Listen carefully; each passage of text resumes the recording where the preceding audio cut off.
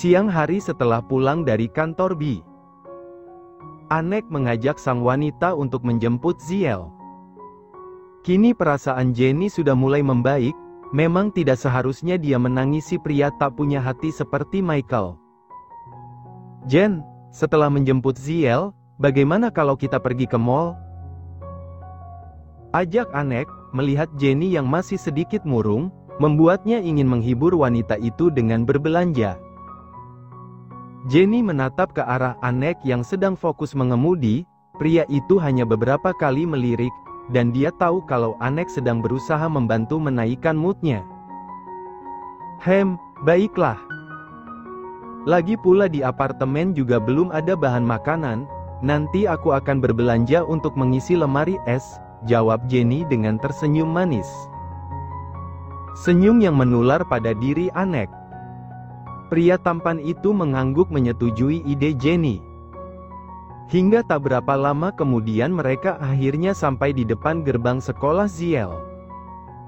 Di sana, Ellie dan Ziel sudah menunggu.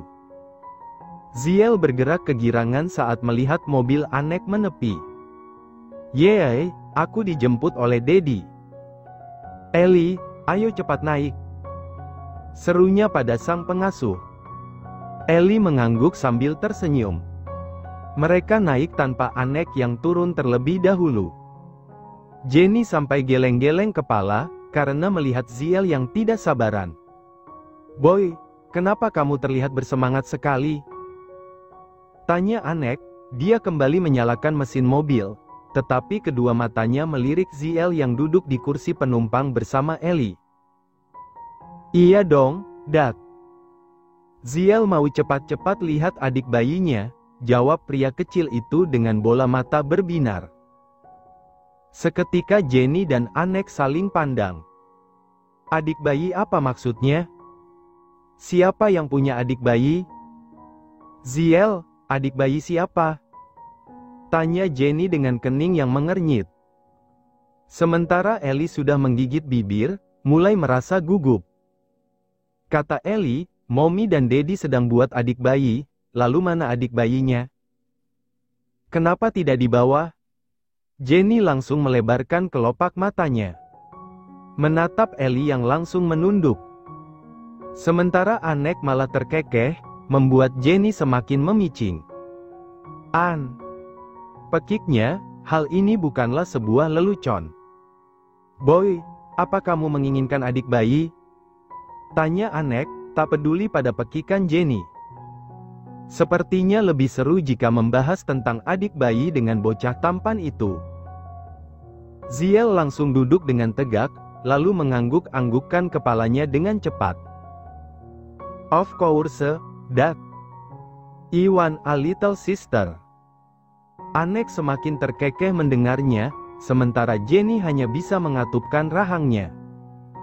Dia memberi kode pada Anek melalui sorot mata, tetapi pria itu lagi-lagi tak peduli padanya. "Hanya itu, Boy? Apa kamu hanya ingin satu adik bayi?" "What's up, Jen?" Anek menatap wanita di sampingnya dengan wajah yang terlihat santai, tetapi berbeda dengan Jenny, dia ingin Anek menyudahi pembicaraan ini. Lagi pula kenapa Ellie bicara seperti itu pada Ziel? Memangnya Ziel boleh minta lebih, Dad? Ziel ikut-ikutan tidak peduli pada Jenny yang sudah mengeluarkan tanduk di dua sisi kepalanya. "Tentu saja, Boy. Mommy dan Daddy akan buatkan untukmu. Tapi tidak langsung jadi ya, kamu perlu menunggu beberapa waktu." "Iya kan, Mom?" Anek melirik Jenny, meminta persetujuan. Namun, wanita itu malah melengos. Anek terkekeh, lalu mengusap puncak kepala Jenny. Anek tetap melakukan itu meskipun Jenny sudah menepisnya dengan kasar. "Apa-apaan pria ini?" Sementara yang di belakang malah bertepuk tangan dan berteriak kegirangan, senang karena akan mendapatkan adik bayi seperti yang Ellie janjikan. Adik bayi seperti milik Biel. Tak berapa lama kemudian, mereka sampai di pusat perbelanjaan. Ellie mengekor di belakang, sementara Zil sudah naik ke atas troli dengan Anek yang mendorongnya pelan-pelan. Setelah puas berbelanja semua kebutuhan pokok, kini Jenny yang membawa troli belanjaan itu ke meja kasir. Sementara Ziel sudah digendong oleh Anek. "Nyonya, ini kartu suami Anda." "Terima kasih atas kunjungannya," ucap sang kasir sambil tersenyum ramah. Sementara Jenny kikuk sendiri, karena wanita di depannya ini menganggap Anek adalah suaminya.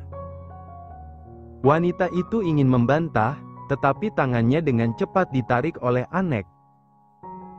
"Ini kartumu, An. Simpan saja kartu suamimu." Jenny mendelik. "Aku tidak mau." Anek tidak menerima penolakan, dan Jenny juga kekeh tidak mau memakai uang dari Anek. Hingga dia mencoba memasukkan benda tipis itu ke dalam saku celana Anek secara paksa. Namun, sayang gerakannya meleset. Kelopak mata Jenny langsung melebar. "Ah sial, aku salah sasaran." "Tanggung jawab, sayang," bisik Anek yang langsung membuat Jenny meremang. Mulai malam itu Jenny dan Ziel menempati apartemen milik Anek. Jenny berusaha untuk patuh pada semua ucapan pria tampan itu, karena nyatanya di semua keadaan, hanya pria itulah yang melindungi dirinya dan juga sang putra. Tak hanya nyaman, di sana dijamin pula keamanannya. Ada beberapa bodyguard yang berjaga sesuai dengan perintah Anek. Sementara pria tampan itu pulang ke rumah. Pukul 8 malam, Anek sampai di mansion keluarga Tan. Begitu dia masuk, ternyata anggota keluarganya baru saja menyelesaikan makan malam. Anek sudah merasa was-was, takut kalau dirinya akan dimarahi sang ibu, seperti malam itu. Namun, semua rasa cemas itu sedikit demi sedikit hilang, saat melihat Zoya justru bersikap tenang saat dia datang. "Mom, Dad," panggilnya, lalu melenggang ke arah Zoya untuk menyalimi tangan wanita itu, tak lupa juga sang ayah yang berada di sampingnya. Zoya tersenyum, tetapi entah kenapa Anek merasa ada yang lain dari senyum itu. "Sudah makan, An?" tanya Zoya, setelah menandaskan satu gelas air putih yang ada di samping tangannya. "Sudah, Mom," jawab Anek dengan tersenyum kikuk. Ditanya seperti itu saja, ludahnya langsung terasa tercekat di tengah tenggorokan. Semua pasang melirik Anek. Namun, tidak ada yang bertanya, mereka fokus pada diri masing-masing. Sementara Anek berdiri seperti orang bodoh. Hendak melangkah ke kamar rasanya salah, berdiri di sana juga salah. "Kenapa pulang terlambat? Banyak kerjaan?"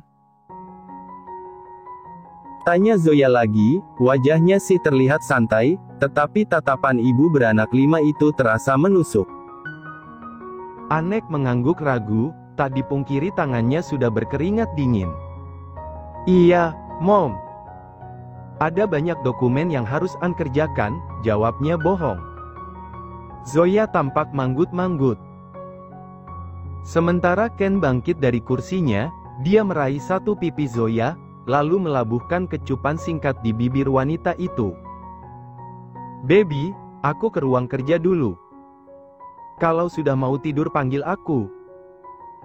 Ken melangkah meninggalkan meja makan setelah mendapat izin dari Zoya, berupa anggukan lengkap dengan senyuman. Sedangkan Anek terus terpaku di sana, tidak tahu harus melakukan apa. "Ya sudah. Apa yang kamu tunggu, An? Mandi sana, abis itu istirahat, Mommy lihat kamu kelelahan. Kamu terlalu bekerja keras ya?" tanya Zoya, lalu dia membantu para asisten rumah tangga untuk membereskan meja makan. Entah kenapa dia merasa ada yang aneh dari kata-kata ibunya. Akan tetapi apa maksud itu semua? Anek tak menjawab, dia hanya bisa meneguk ludahnya, memperhatikan saudara kembarnya yang membubarkan diri, untuk pergi ke kamar masing-masing. Dan akhirnya Anek mengangguk, dia ikut naik ke atas bersama Bi. Sementara Zoya memperhatikan itu dengan geleng-geleng kepala. Di tempat lain, di malam yang sama, ada 3 orang memakai pakaian serba hitam, lengkap dengan penutup kepala, untuk menyembunyikan identitas mereka. Sudah 15 menit yang lalu mereka mengintai sebuah rumah bercat putih. Sesuai dengan perintah bos mereka, karena berdasarkan informasi mangsa mereka ada di dalam sana. Namun, sedari tadi mereka mengintai, tidak ada tanda-tanda kehidupan di rumah itu. Mereka beberapa kali mengintip, tetapi ruangan itu selalu gelap, dan terasa sangat sunyi, benar-benar tidak ada yang bisa mereka lihat. Bagaimana ini? Apa kita coba masuk? Kata bos, mereka tinggal di sini. Tapi kenapa terlihat sepi? Tanya salah satu dari mereka pada 2 rekannya. Kedua orang yang diajak bicara langsung mengangguk membenarkan. Apa mungkin salah alamat? Tidak mungkin. Ini coba kalian lihat, alamatnya sama. Kita coba menyusup saja lewat jendela, usulnya lagi, dan langsung disetujui. Mereka akhirnya menggunakan akal untuk menyusup lewat jendela yang dicongkel menggunakan alat yang mereka bawa. 2 di antaranya masuk, sementara yang satu menunggu di luar, melihat situasi takut ada warga yang melihat aksi kejahatan mereka. Lampu di ruang tengah dinyalakan, mereka mulai menyusuri rumah yang sudah kosong dari perabotan itu. Mereka sudah mulai curiga, tetapi untuk memastikannya, masing-masing membuka satu kamar. Hingga yang mereka dapatkan adalah sebuah kekecewaan. Sial, sepertinya mereka sudah pindah. Yang satu keluar dari kamar, dia melapor bahwa tidak ada siapa-siapa. Sudah dipastikan orang yang mereka cari sudah tidak lagi tinggal di sini. Akhirnya salah satu dari mereka menghubungi sang bos. Tak butuh waktu lama, panggilan itu langsung diterima. Halo, bos. Kami mau melapor bahwa mereka sudah tidak ada di sini. Apa maksudmu? Sentak pria yang ada di ujung sana. Mereka sudah pindah, bos. Mendengar itu, pria itu langsung memicingkan mata. Lalu meremas ponselnya. Sialan. Anek konda. Ya, pasti pria itu yang membawa Jenny. Ark, benar-benar sial. Hari berganti dengan cepat. Sore saat semua karyawan berhambur keluar dari perusahaan, Anek justru harus menemui seorang klien. Akan tetapi kali ini Anek tak mengajak Jenny, dia menyuruh wanita itu pulang, sementara dirinya berangkat bersama dengan sang asisten, Chaka. Klien Anek ini terkenal mata keranjang, mereka juga berencana bertemu di sebuah klub malam. Maka Anek tidak akan membiarkan Jenny bertemu dengan kliennya apalagi sampai menjadi target pria itu. Hati-hati, salam juga untuk ZL, ucap Anek setelah mengusap puncak kepala Jenny. Sebuah usapan yang membuat wanita itu mengukir senyum. Jenny mengangguk. Kamu juga, An. Semoga pertemuan kalian lancar. Jawab wanita itu, dan langsung mendapat anggukan dari Anek. Setelah itu, Anek melangkah keluar lebih dulu, karena waktu yang ditentukan sudah tidak lagi banyak. Jenny membereskan meja kerjanya, juga meja Anek. Untuk pertama kalinya, dia melihat figura foto yang berada di samping komputer milik pria itu. Sebuah foto wanita cantik yang terlihat masih muda. Siapa? Jenny mulai menerka-nerka. Namun, tak kunjung menemukan jawaban. Dia melihat ke arah jam yang menempel di dinding. Waktu sudah berkelana menuju senja, akhirnya Jenny segera menyelesaikan pekerjaannya. Satu yang Jenny yakini tentang foto itu, bahwa dia adalah orang yang penting dalam hidup Anek. Jenny bergegas mengambil tas, lalu turun ke bawah. Di lobi perusahaan, Jenny bertemu dengan Julie. Dia tersenyum lebar, merasa rindu pada sahabatnya itu, sebab walaupun satu perusahaan, mereka jarang bertemu, karena tidak bekerja dalam satu lantai. "Jen, kamu tidak pulang dengan Tuan Anek?" tanya Julie, mulai tahu kebiasaan sang sahabat yang diantar jemput oleh atasannya. "Tidak, Jul. Dia ada meeting dengan seorang klien, katanya aku tidak perlu ikut," jawab Jenny. "Kalau begitu bagaimana kalau kita pulang bersama? Aku juga sudah merindukan Ziel, aku mampir ke rumahmu nanti." Jenny terlihat kikuk, karena dia belum mengatakan tentang kepindahannya. Julie pasti mengira, dia masih tinggal di kontrakan itu. "Jen, maaf, tapi aku sudah tidak tinggal di sana," ujar Jenny, membuat kening Julie langsung mengerut, meminta penjelasan lebih panjang. "Aku sudah pindah ke apartemen, Jul. Kemarin ada penjahat yang mencoba menculik Ziel, untung Tuan Anek datang." Mereka terus melangkah, hingga tak terasa sudah berada di luar gedung. Julie menghentikan laju kakinya, lalu menatap Jenny tak percaya. "Kamu tinggal di apartemen milik Tuan Anek?" tanyanya. Jenny mengangguk, tetapi dengan cepat membungkam mulut Julie. "Jangan keras-keras, Jul.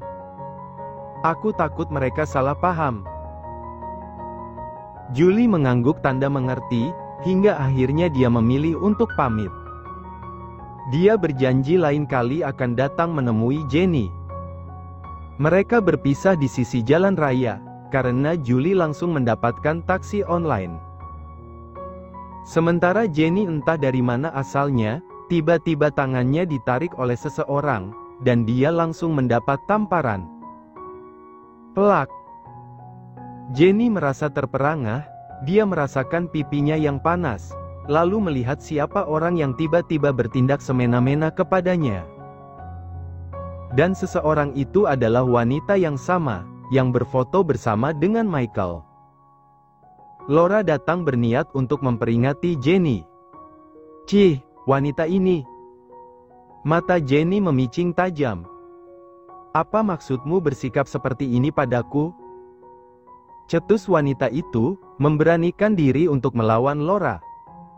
"Harusnya aku yang tanya, apa maksudmu terus mendekati Michael? Kamu masih mengharapkannya? Kamu bilang ingin bercerai, tapi apa buktinya? Sampai sekarang surat perceraian itu tidak ada. Jangan bilang kamu masih mencintainya," cetus Laura dengan nada geram. Dia tahu Michael dan Jenny belum sepenuhnya bercerai, dan hal itu membuat dia merasa kesal. Jenny berdecih, picik sekali otak wanita satu ini. Apa katanya, dia masih mengharapkan Michael? Sudi kembali juga tidak, untuk apa dia mengharapkan pria bajingan itu? Lagi pula bukan dia yang sengaja memperlambat proses perceraian itu, tetapi Michael yang membuat semuanya menjadi rumit. "Asal kamu tahu, pria bajingan itu yang terus mengejarku. Kalau kamu ingin marah, marah saja padanya. Dasar wanita menjijikkan. Jaga mulutmu." Tangan Laura terkepal, mengayun untuk kembali menamparkan Jenny, tetapi tidak akan semudah pikiran Laura untuk menyentuh wanita berdada besar itu. Jenny mencekal tangan Laura, lalu memelintirnya ke belakang. Kini gilirannya yang menamparkan wajah Laura sesuka hati. "Dasar jalang. Tidak akan semudah itu kamu menindasku. Dada saja kecil, sosokan mau merebut suami orang. Hih, aku yakin selama denganmu dia tidak pernah kekenyangan. Sakit. Lepaskan aku, sialan." Pekik Laura seraya meringis kesakitan. Seketika aksi mereka menjadi sebuah tontonan. Bahkan sampai ada yang buang-buang waktu untuk merekam kejadian tersebut. Mulutmu yang sialan. Makanya kalau punya lubang itu dijaga. Minta sana pada priamu agar secepatnya ceraikan aku. Bilang padanya aku sudah tidak sabar ingin lepas, dan menikmati hidupku yang baru, karena priaku sudah menunggu. Pria yang bahkan 100 kali lipat lebih baik dari tikus gat milikmu. Cih, senjata Michael bahkan tidak apa-apanya. Laura mendelik, tetapi dia tak ingin menanggapi ucapan Jenny. Dia ingin terlepas dari cekalan tangan wanita itu, karena sudah terlanjur malu. Dia tidak memprediksi akan kalah tenaga. Jenny menyeringai tipis, merasakan Laura yang sudah kalah telak darinya. Wanita itu akhirnya mendorong Laura, hingga Laura terjungkal di trotoar. Semua orang terkejut, sementara Laura merasakan lututnya yang tergores aspal. Perebut suami orang memang pantas mendapatkan itu semua. Kalau kamu masih berani denganku, jangan sungkan untuk datang. Aku akan meladenimu dengan senang hati. Setelah mengatakan itu, Jenny melangkah menjauh. Tanpa diduga aksinya justru mendapat apresiasi, hingga mengundang tepuk tangan dari banyak orang. Sementara Laura tak berani mengangkat kepalanya, sumpah demi apapun dia sangat malu.